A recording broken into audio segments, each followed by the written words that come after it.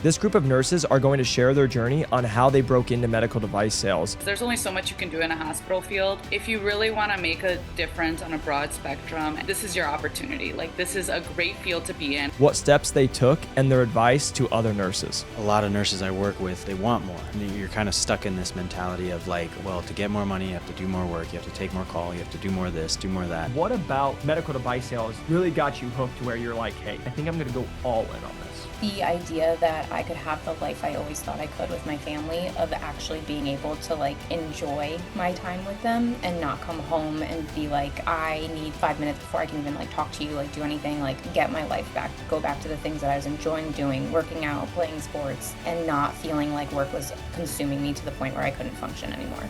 You know, I've been a nurse for 3.5 years. I got maybe 9 months on the floor by myself before COVID hit. That's when things really took a turn for, I don't want to say the worst, but that's truly how it went. The amount of work that was expected of us, tripled. There was no incentive to work more. They didn't give us raises. It was just kind of a nightmarish situation. People are dying left and right, and they had to do it alone. Burnout is an understatement because, what leads to burnout is compassion fatigue. And I became a nurse to, make someone's day on one of the worst days of their life. You want to bring a little bit of light and joy and compassion to help make that day just a little bit easier. And, before full burnout, you experience compassion fatigue. And that's when you are just, I don't want to use the word burnt out, but you're just so exhausted and overworked that it's hard to truly be compassionate in your work and be patient and be kind because you have 18 other things to do in that exact minute. So you're just kind of go, go, go, task oriented. That was really hard. I took some time doing vaccine support, trying to figure out, do I really want to leave nursing? Is this for me? And I realized I loved it. So I went back full time. But after the second wave of COVID was almost just as bad as the worst because so many nurses were leaving. They were giving us, at this point, nice financial incentives to work more, but that just led to more burnout at a faster rate. It's just hard when all you want to do is help people in a tough situation, and the hospital is just a machine. It's driven by money, which I understand it's a business, but when you're losing nurses left and right and then forcing them to get vaccines, I could go either way on it, but that also led to even further staffing shortages. So It was just kind of a snowball effect. The path that I was on was not sustainable. It was not filling my cup. At the bedside, over time, you're giving. You're giving. I know what I signed up for. In the nursing field, we all know what we signed up for. It is to advocate and to provide the care so they can get better, right? At some point, when the burnout sets in, that's just a sign that your cup kind of running out of fuel. And I was reaching that point. I wasn't prepared to give anymore in that capacity. I was running low. I needed to find a path where I could still be a giver and assist patients in getting better and help them in that way and advocate for them that way. But at the bedside, my cup was becoming less and less full. I felt that slipping. I'm sure other nurses know exactly what I'm talking about, but coming in, it becomes harder and harder. And you have less and less energy, and it really starts to bleed over into your personal life. And then now you're not being the best at home, or you're not being the best with your family, your friends.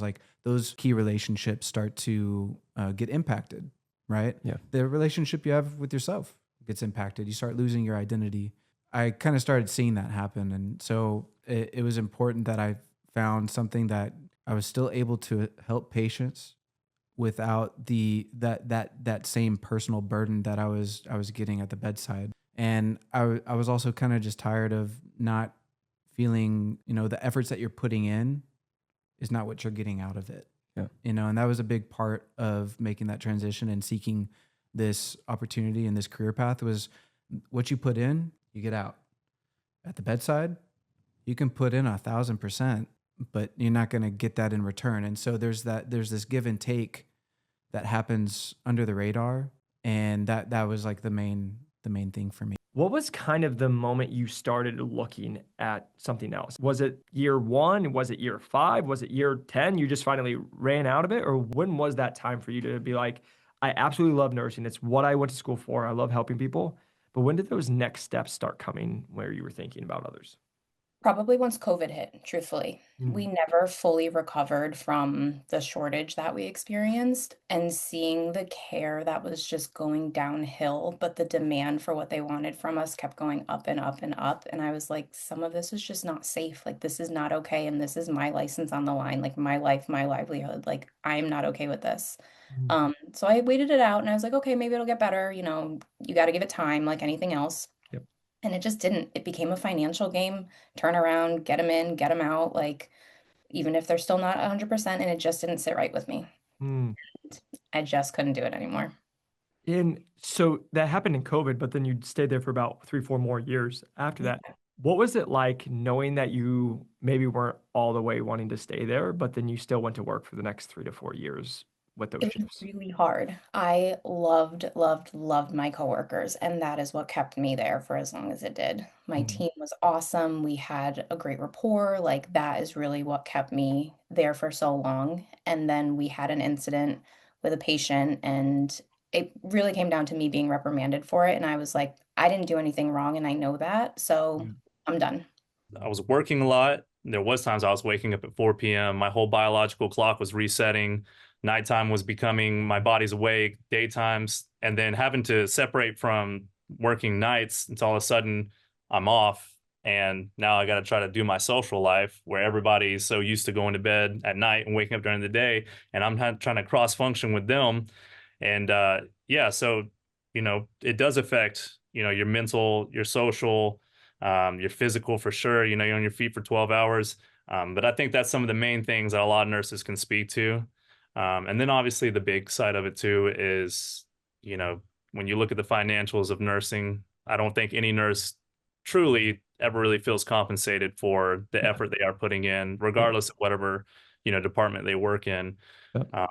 So for me, that's kind of those things started adding up. And then a big thing, man, especially in my nursing career, is I started feeling really stagnant. Even with travel Mhm. nursing, it was like I'd still show up to a new hospital, I'd meet a new team, and that was helping me. But after a while, just things become so routine.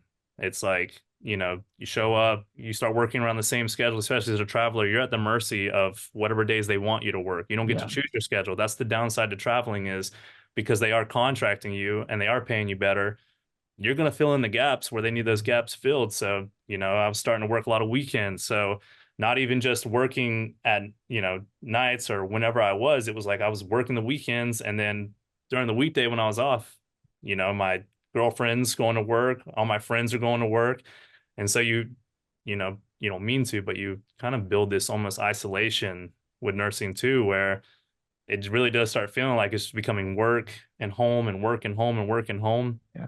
And you almost got to like really push yourself to maintain just a regular schedule.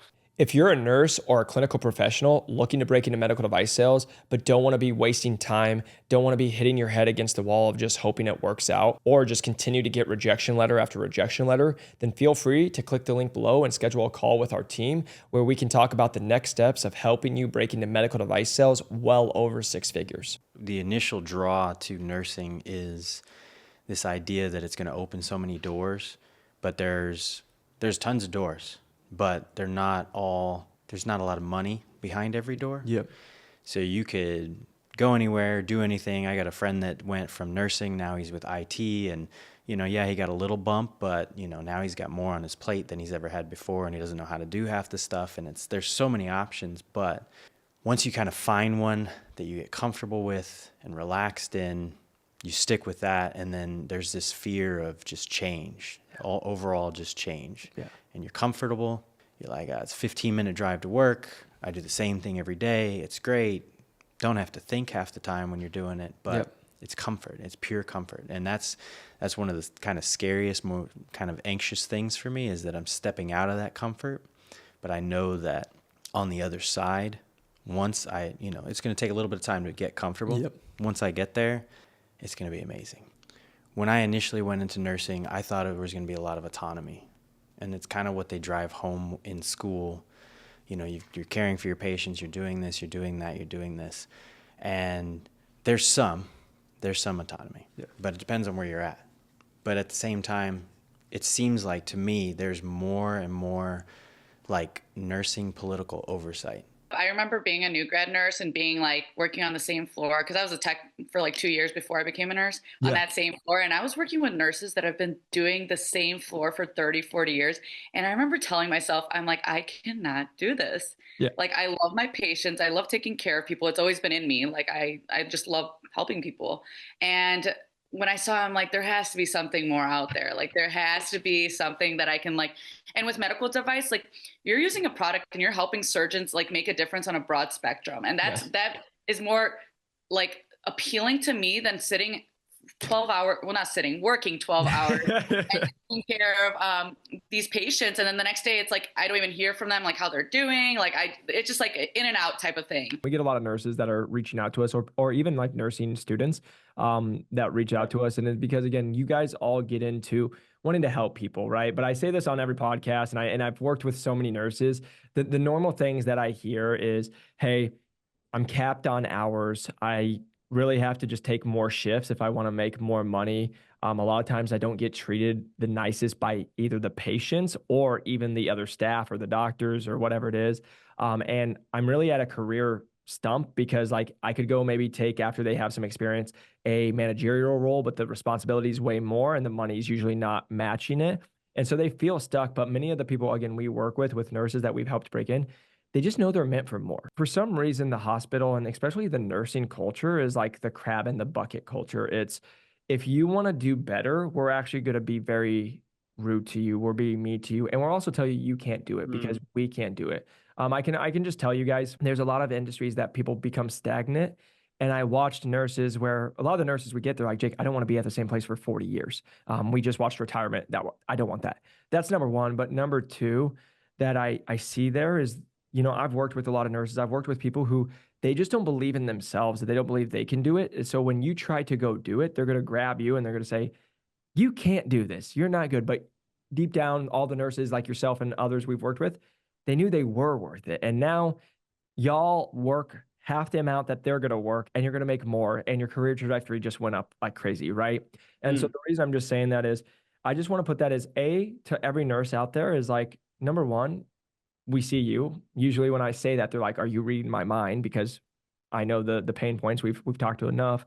But number two is, it is possible. I found myself working 5 to 6 days a week, working the nights, and working that is a very quick way to get burnt out. Learning about medical device sales, that I have this passion for helping people, and that hasn't changed. And I can still do that. And now even on a much broader scale, I have a much larger net to cast. So that's what excited me so much to make this jump. I know how scary this can be, making the jump. I just went to school for however many years and spent all this time and money. A lot of people don't understand this jump. I've learned in this course is that your experience, that's what makes you so valuable. And that's what I could use to leverage myself to get in. Speaking with reps, I found that these are the skills that make you so valuable. You know, a lot of people, my family included, they didn't understand the switch, right? We just spent this time and money going to school, and now all of a sudden you're throwing it away. But I saw what more medical device sales has to offer, and learning that I can take all this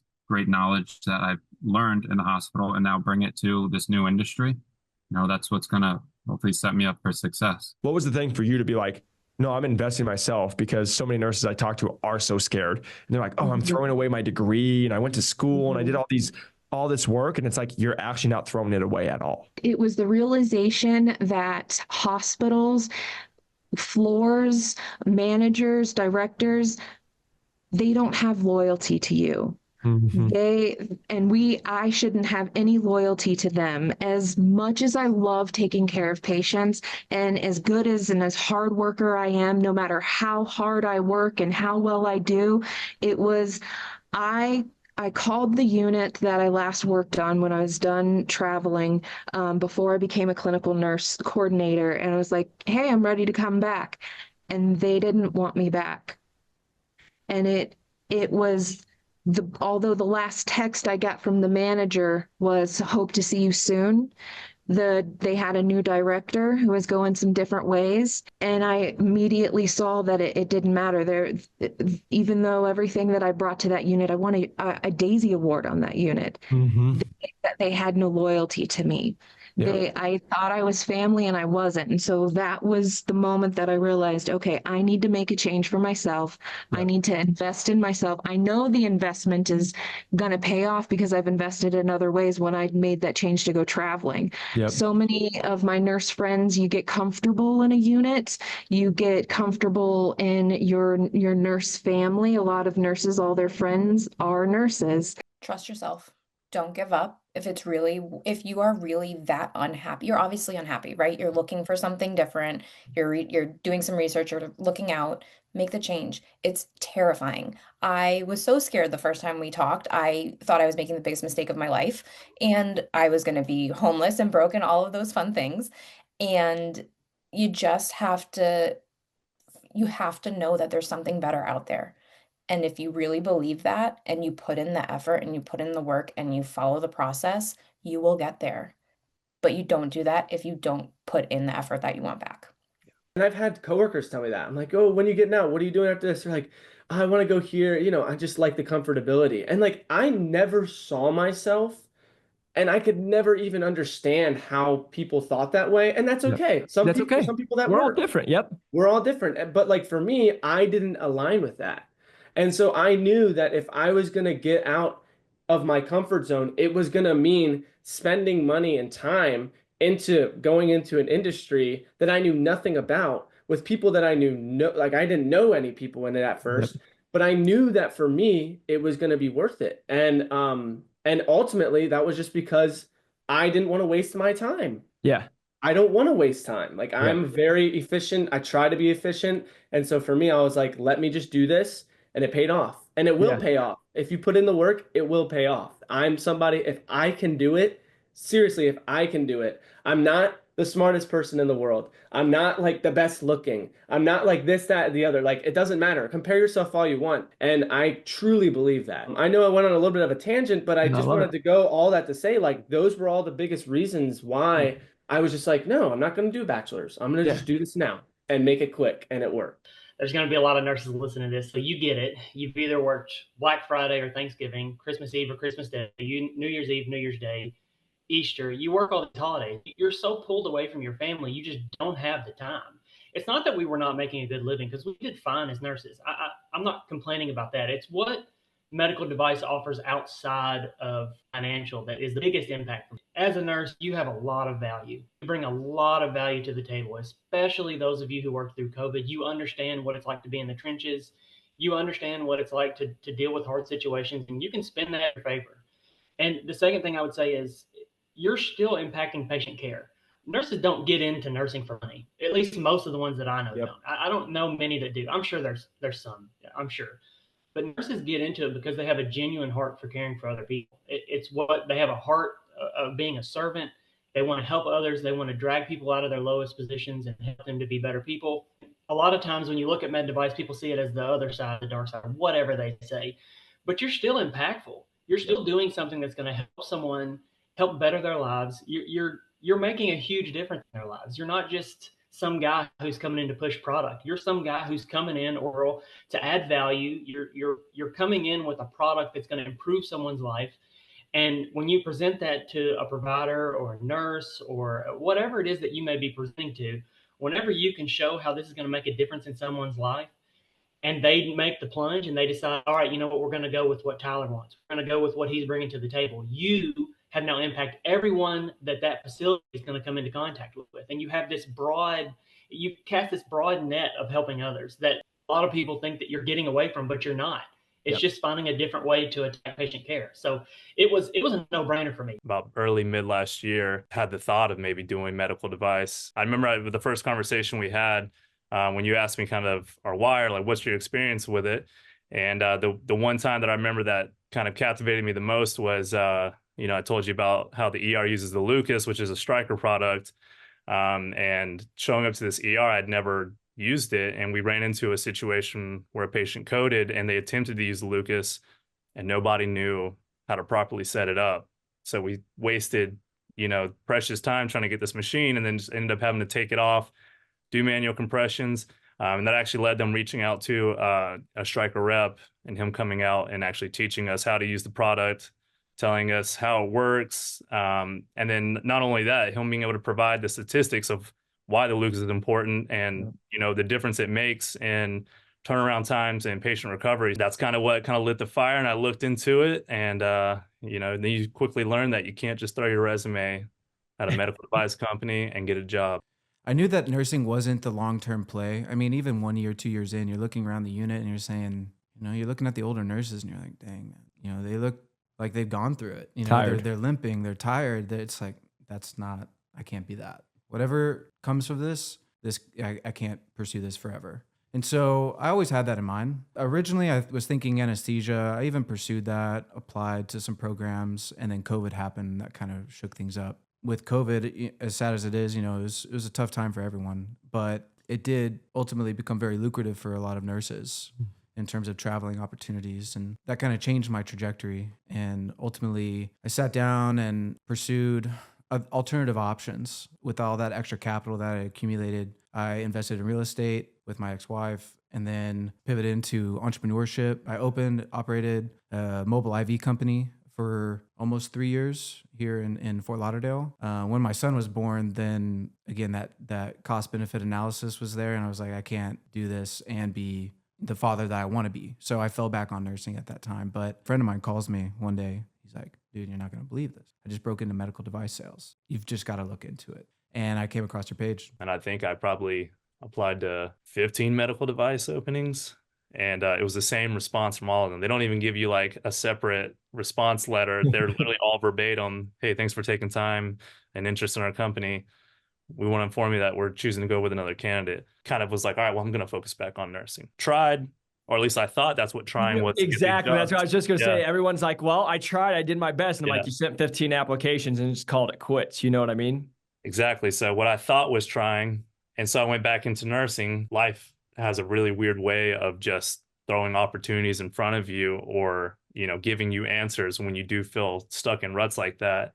But yeah, I mean, I started seeing you come across my feed. Thank God for social media. But yeah, I think you know, it was one of the older videos where, you know, you were talking about why nurses make, you know, a successful transition into medical device. Yeah, man, I remember I saved the post into my saves, and I was like, I'm going to come back to this and like really look into this. What about medical device sales really got you hooked to where you're like, hey, I think I'm going to go all in on this? So it was the idea that I could have the life I always thought I could with my family, of actually being able to like enjoy my time with them and not come home and be like, I need 5 minutes before I can even like talk to you, like do anything. Like, I don't want to cook dinner. I don't want to look at anything, like get my life back, go back to the things that I was enjoying doing, working out, playing sports, and not feeling like work was consuming me to the point where I couldn't function anymore. When you start thinking about, okay, you're going to pay for a wedding. Weddings are super expensive.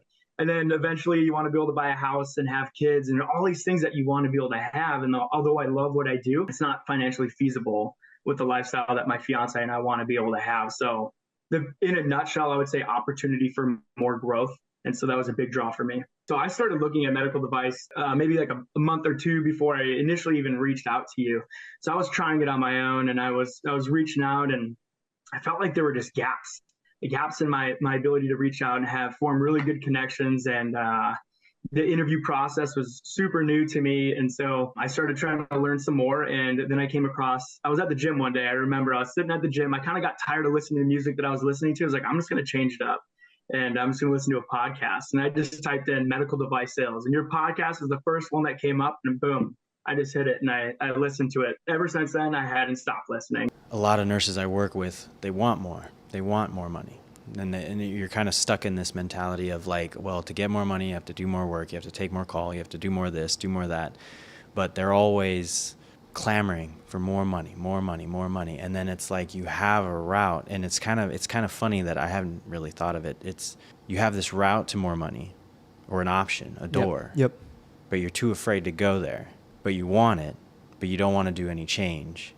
And it's like just overcoming that. Like that's essentially all I did. And like I wanted more money, but I wasn't willing to do anything to get more money. And then I had an option that came available to give me more money, but I was too afraid to do it. And I came up with all these excuses, like you said, 3 calls, just over and over and over. Well, I don't know. You know, you got to tell me for sure, you know, blah, blah, blah. But that's what I wanted. And it's like you said, yeah, I could potentially be doing far less work, far less stressful to get it. Why didn't I just open the door when I had the chance? What about nursing gives you such a great background to be a competitive candidate? What comes to mind is, at least in the critical care space, every day that you're showing up for work, you never know what you're really going to get. It could be a good day, it could be a bad day. Medical device is very similar. You really don't know how your day's going to pan out. So the dynamic like work environment, you're already doing that. You're probably doing it on a level that's not even going to be required in the medical device space. So that's first thing. Second thing is being able to perform at a high level under pressure. So in the critical care environment, lives are on the line. Medications are all lined up. They're running. You're programming everything. You're managing. I mean, you're a manager. You're managing a patient's life. That's not nothing, right? I mean, that's a big deal. And it's not just one patient, it's two. It might be three, depending on, if you're in Florida or California and the ratios, that kind of thing. But the dynamic situation at work, the pressure that you're put under day in and day out for 12 hours. And the third thing is your communication skills, I would say, is a huge factor because you're constantly communicating your assessments, your findings, reporting that to the people that need to hear it.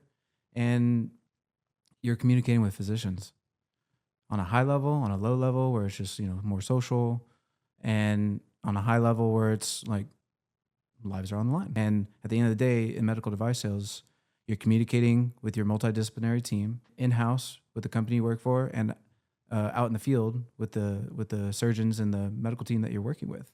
And if you can have the patient in mind first, be that patient advocate, communicate clearly, then ultimately you're already doing the job. Just being in medical device sales, where do you feel like some of those skills that you learned in nursing carried over there? So I definitely think as like nurses, and I'm speaking for a majority of them just because you have to kind of be this type of person to be in nursing, is having compassion and like emotional intelligence. So like understand when you're like talking to some people, you're reading them to seeing how they're reacting back. So if they're super stressed, they might be coming off a little bit bold. If they're super involved in conversation like you and me right now, they're super enthusiastic, you could kind of read the room. So I feel like that definitely carried on because like going into the operating room, it's not always the best scenarios and people could be stressed. Then that goes from the surgeon to the surgical tech to the nurse in the room. So you definitely need to be able to know when it's okay to talk and when it's okay to mention some things. Of course, for the patient, like you have to speak up if you see something wrong, but I'm saying just like in terms of like saying some inappropriate things at the wrong times. So I feel like that definitely, like when I was interacting with my patients, I was able to read the situation and kind of guide them in a direction. Sometimes people just want you to listen.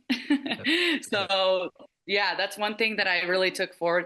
And like also like just critical thinking skills, like just like prioritizing and understand like, what do I need to do first? Like what's the most important and what can I save for the very last? You being a nurse and having that nursing background, where do you feel like it helped you the most inside your interview process to get multiple job offers from top companies, even though you don't have the bachelor's degree? Where do you feel like that carryover was of your clinical experience that you could talk to, but then also what are some of the things that you feel like helped you stand out against candidates who had quote unquote more experiences, 4 degrees, all that? I think the biggest thing is being genuine and being yourself. Yep. And I've heard people in their podcast say this. That's a big part of it. Like, actually, it's all of it. Because if you go in trying to act like somebody that you're not, they not only can other people sense that from you, but when they hire you, you're going to get in there and they're going to be like, who is this person? I don't even know him. It allows me to be more comfortable. It doesn't make me nervous because I know I'm giving you who I am. And if you don't like that, then we're not a good fit and I'm out. Now, the other percentages is like preparing. Doing your research, making sure that you've talked to all the right people, making sure that you've networked with all the right people, having a business plan together, making sure that you have the 30, 60, 90 day. I told the interviewer, we were just talking and in the flow of the conversation, I mentioned a 30, 60, 90 day. I had my binder right next to me, ready to give it to him. And by the end of the interview, I was trying to pitch him to show him my business plan.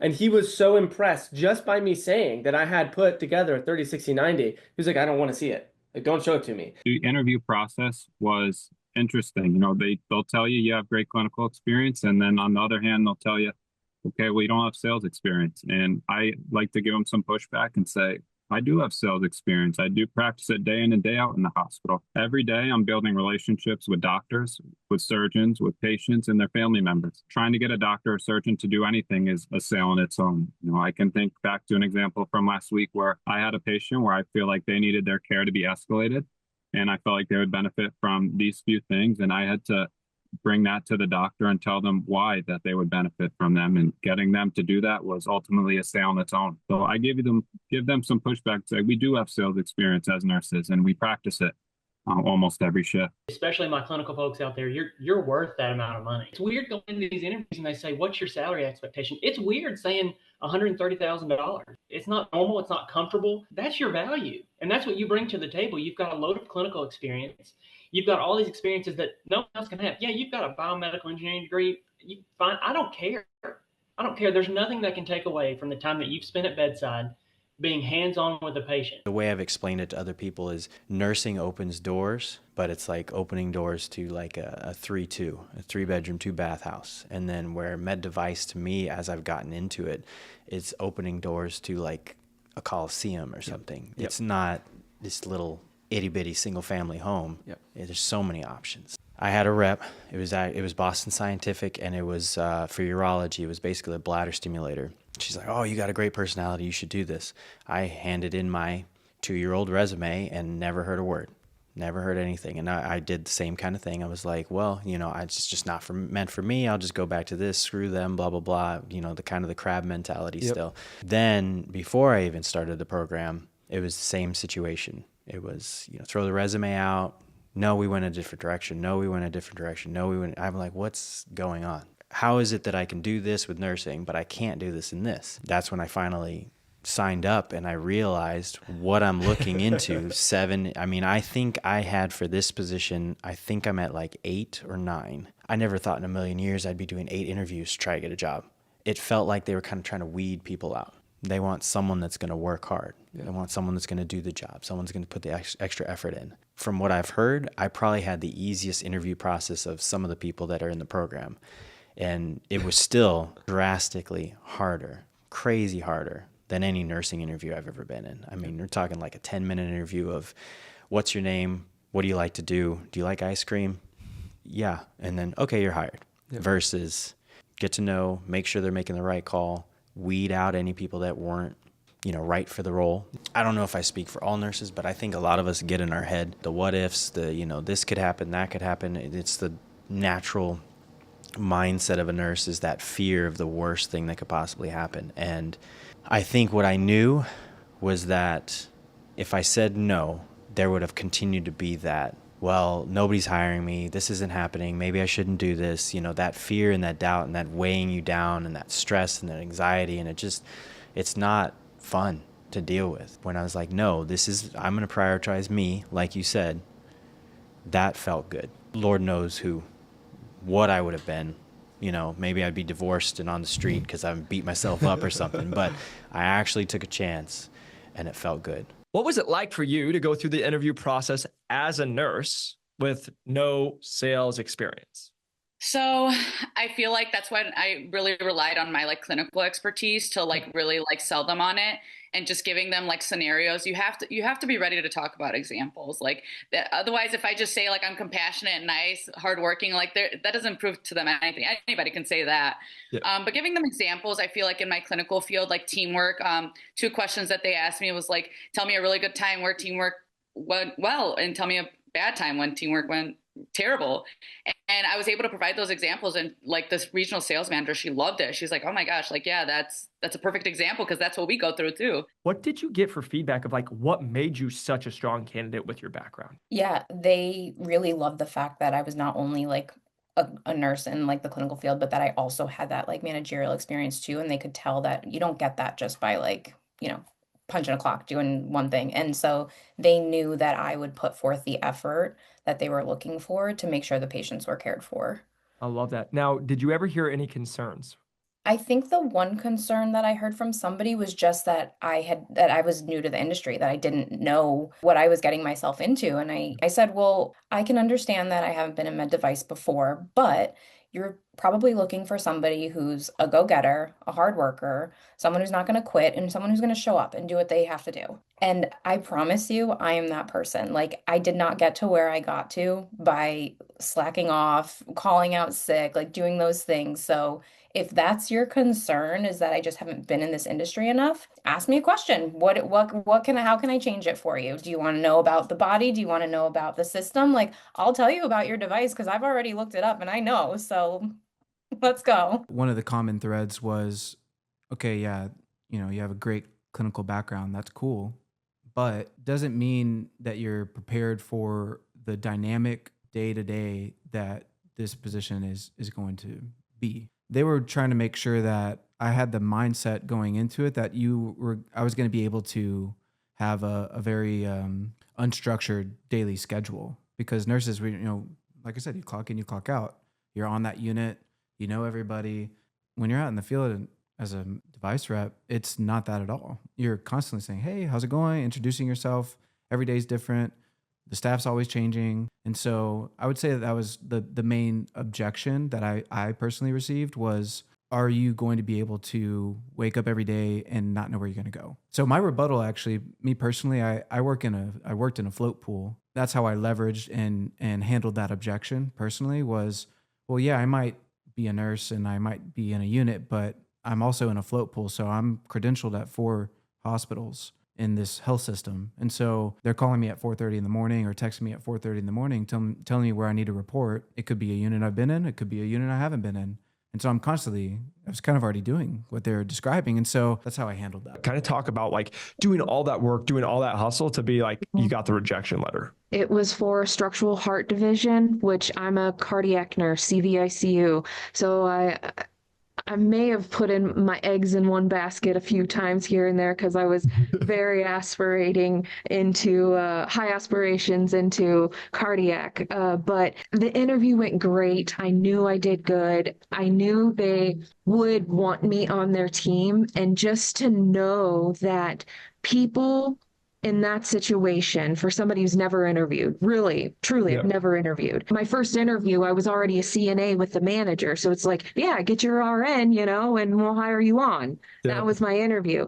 This interview was 2.5 hours long. I had a data analysis with numbers they sent me. I had a 15-minute slide presentation on the product, in addition to just question, why? And it was kind of fun because I was so prepared. I knew that what I had to do. I knew what was coming.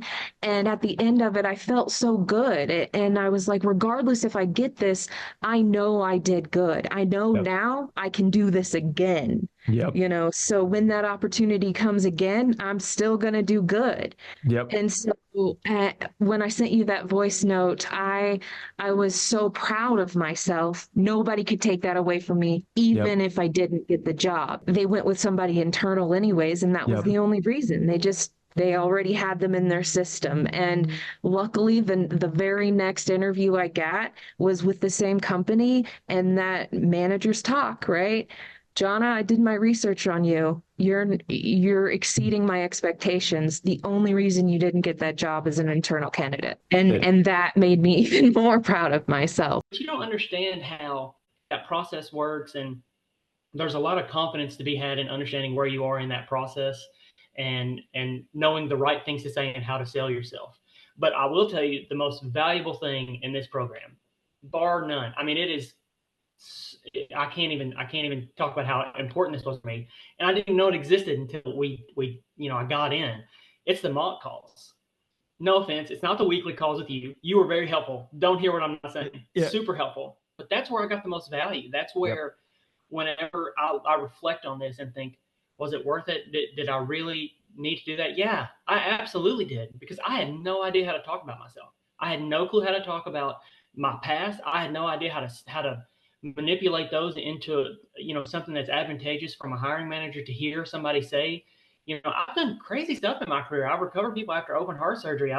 I've been in the trenches of COVID. I've been in leadership. I've been in the cath lab, which, if you don't know, it's of course 95% of the time it's nothing. It's a lot of fun, but 5% of the time it's just pure terror, and people's lives are at your fingertips. You're the one who's there making a difference, and spinning that into a way that's our hiring manager will look at that and be like, yeah, like this guy can handle pressure. This guy can talk the talk. This guy knows how to have conversations with physicians and providers.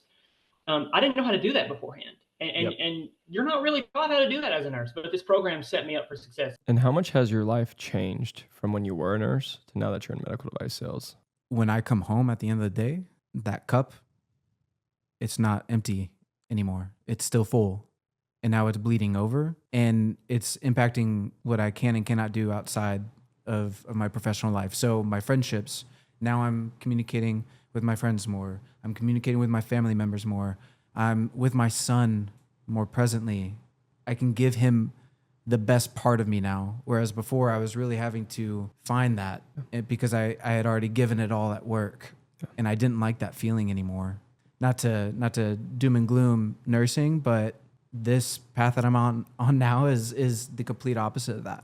Yeah. I'm able to go out there and deploy myself, my expertise, and build relationships and get devices in the right surgeon's hands and make an impact on patients' lives, and still come home and still have the energy to fill my family's cup up. You know, my biggest advice would be that if you're in the same position that I was and you didn't see yourself moving forward, because there's only so much you can do in a hospital field, management in that case, clinical education.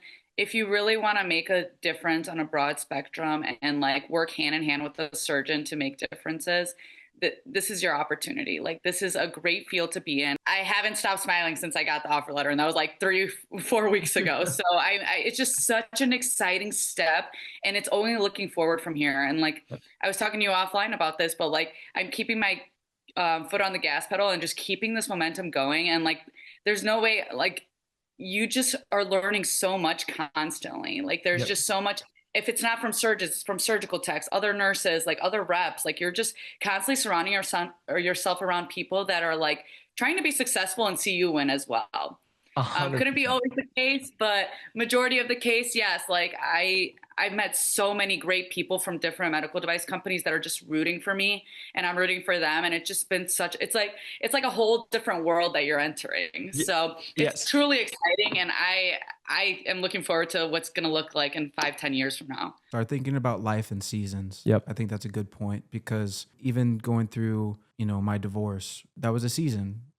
It has a start and an end, and there's a phase in and a phase out. It's okay to go through those seasons, but come on the other side of it and enjoy the next season, because now it's here, and take advantage of it. When it's cold, stay inside. When it's hot, get out. Otherwise you're going to waste time, and you're going to have regrets, and you're going to be that old person having those thoughts, and you don't want to be that. Can you kind of tell us a little bit about that, your journey, what you did, some tips that kind of helped you throughout that process? Absolutely. I think you said it best. You have to do the job to get the job. So you just have to be consistent, keep reaching out to people. Anyone that will respond to you on LinkedIn is the greatest resource ever. You need to take full advantage, be prepared to ask questions and to have answers for them too. You need to know your story. Yep. And then especially just be prepared with questions. The initial questions are, I'm a nurse, I'm interested in this role. Can you tell me about the role? And then from there, you just kind of build relationships with these people. And I think that's the most important part. Be consistent, reach out to people on LinkedIn, pay to have LinkedIn Premium so you can message as many people as you possibly can, and be prepared for them to call you back, because the worst thing you can do when someone is willing to help you that you've never met before is be unprepared.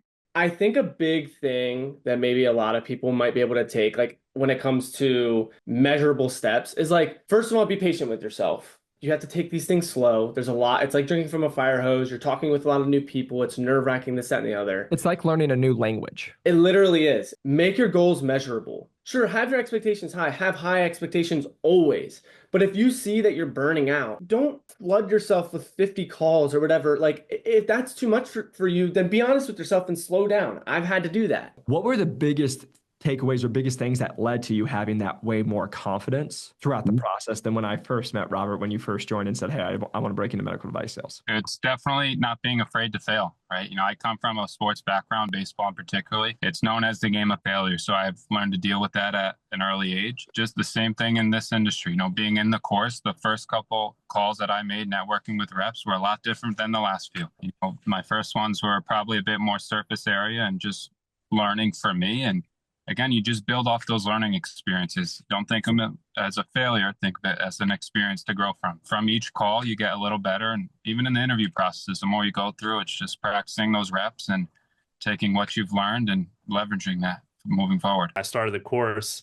It was literally, the days I wasn't at work, I was giving myself to the course, taking the time, having to work the 3 shifts, do the 12 hours. And depending on how they would schedule it, sometimes they would schedule me 3 on, 1 off, 3 on. Any little time I had, I took, really heat of it when applying myself with the course. And I would literally do my shifts. And then the days I was off, I'd get up early and I'd be, at my computer, phone at my side, and I'd be on LinkedIn messaging as many, whether that was associate reps in the clinical and sales team, the territory. I kind of made it to where I had a job, and then because I wanted the job, I now made the process a full-time job of working to get these opportunities. Would get up early, get on LinkedIn. I'd be watching the course videos, making sure, and then I would follow everything down to a T. And I think if I check my LinkedIn now, I think I have 400 plus connections. And I've reached out to every single one of them in some way, shape, or form. When you think about it, I would just say, if I was to say one word, I'd say be consistent.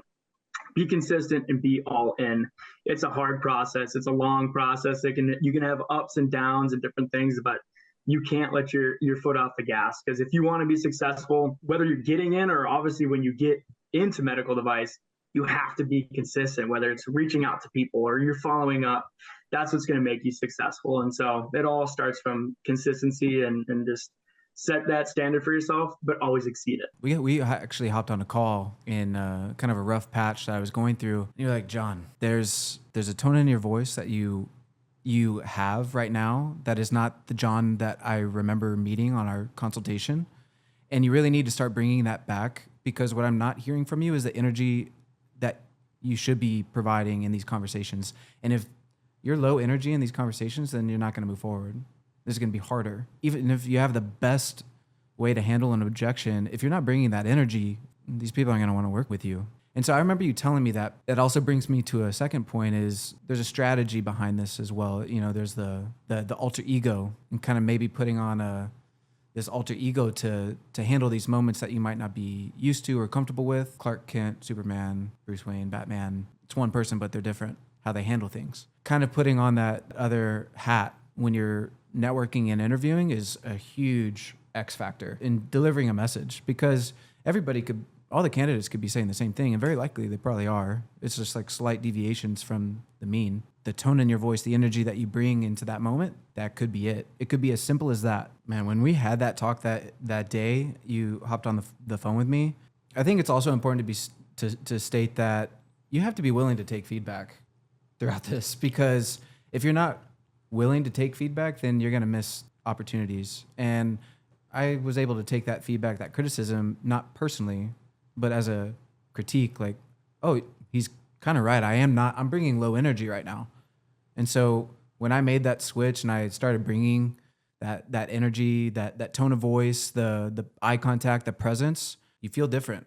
And people feel it too on the other end of the conversation, the room, or if it's just one-on-one.